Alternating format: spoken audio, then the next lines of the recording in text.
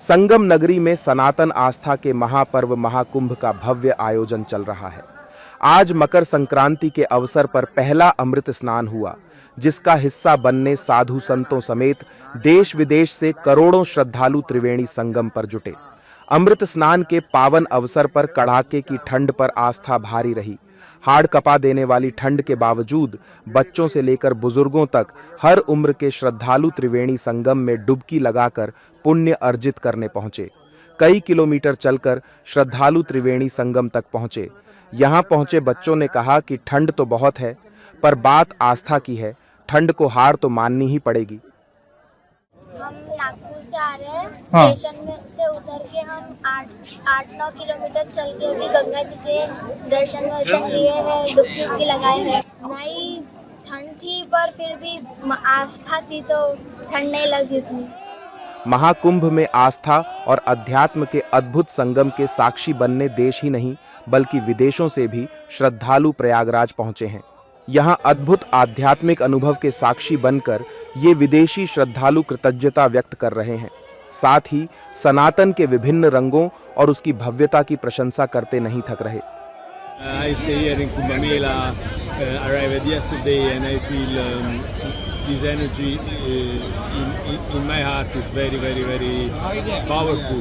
Nice experience, good organization, and I feel a million of people that stay to the spiritual experience in a very profound state.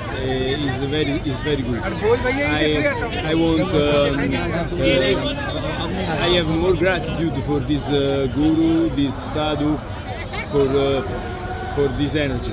My message in Italy, I come to here to this experience for a spiritual experience, not only touristic experience. For tourism is good, but for spiritual experience is more good. Oh, I love it. I'm so happy to be here. Yeah, I love it. It's not my first time in Asia, but India is completely different. I love it. Your culture is so incredible. Yeah. Mahakumbh मेला सनातन आस्था का प्रतीक है। 144 साल बाद बन रहे शुभ मुहूर्त के कारण इस बार कुंभ का विशेष महत्व है।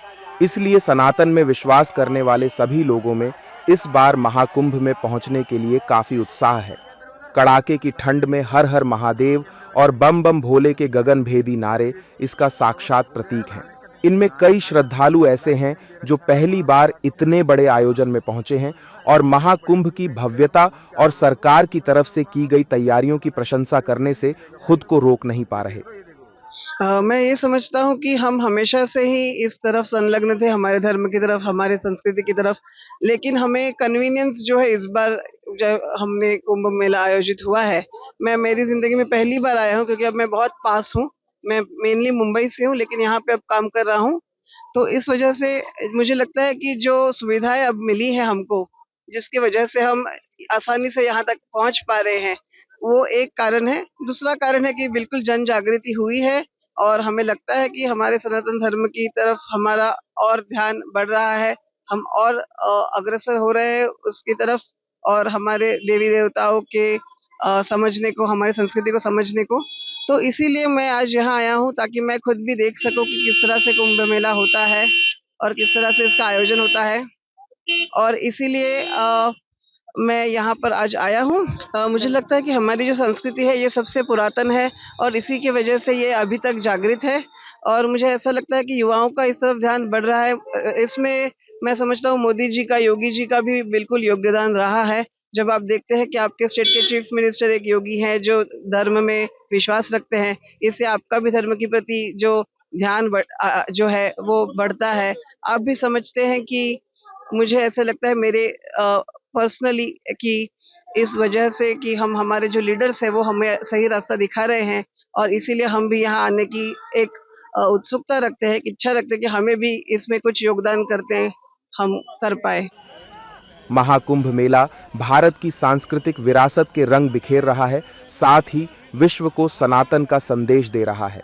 मकर संक्रांति के पहले अमृत स्नान हमें आस्था की शक्ति का एहसास कराता है और यह दर्शाता है कि कठिनाइयां चाहे जैसी भी हों, अगर विश्वास मजबूत हो तो हर मुश्किल को पार किया जा सकता है।